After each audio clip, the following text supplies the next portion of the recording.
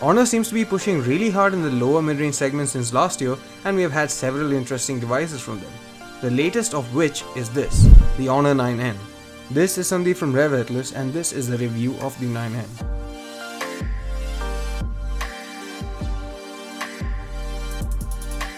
Although the 9N shares a name similar to the 9i from last year, it actually has more in common with the 9 Lite.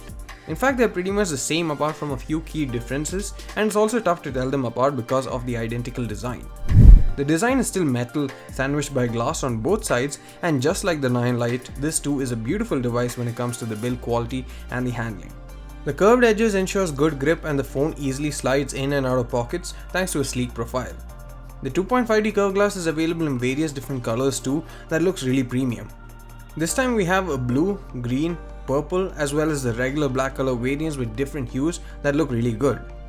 The display is a 5.84-inch IPS panel with an aspect ratio of 19:9, and that ratio is a result of a notch being added to the slightly larger display compared to a 9 Lite. It definitely looks more impressive, but whether you're a fan of the notch or not is a personal matter. The display unit seems to be the one that's also found on his larger sibling, the Huawei P20 Lite. The 2280 by 1080 pixel display has great sharpness and the colors are really good too. However, the sunlight legibility is a bit on the lower side due to the reflective glass, which also doesn't have corning protection.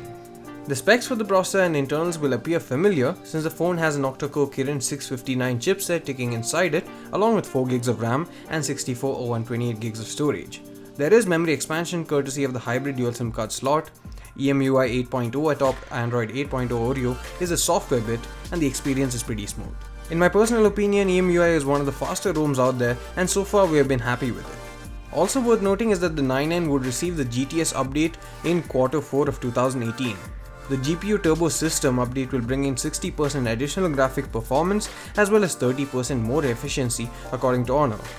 It would also mean a better experience for gaming on the 9N, which while definitely isn't too bad, still feels a bit short compared to certain Qualcomm based smartphones. One bummer is that there's no support for 5GHz wireless bands, and in 2018 I would want every device above 8K rupees to have it. The fingerprint scanner is located at the back. It's a capable one and very accurate, but there is a slight lag for the UI to be displayed on screen. This is true for the face unlock too and uses the front facing camera. The delay isn't too big, but it can certainly use tweaking with firmware updates. The camera setup at the back remains identical to the 9 Lite but does seem to have some software tweaks that have made it perform better. There's a 13MP snapper along with a secondary 2MP depth sensor, while the front camera has been changed to a 16MP unit with f2 aperture. We'll be definitely talking about the camera in detail soon on our camera review, but here's a sneak peek with some samples.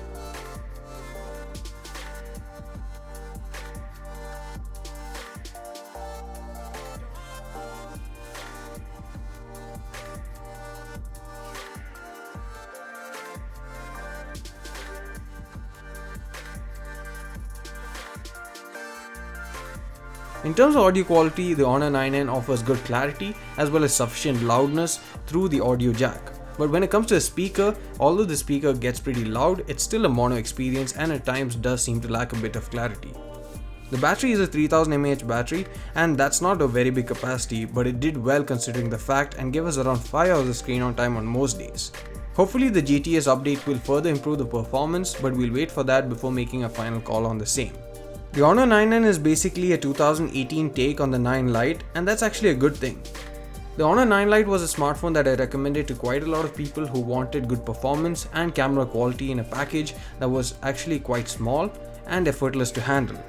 Now the 9N is built on the solid 9 Lite platform while providing refinements to the build, new colors, a larger display albeit with a notch, and most importantly a better front-facing camera.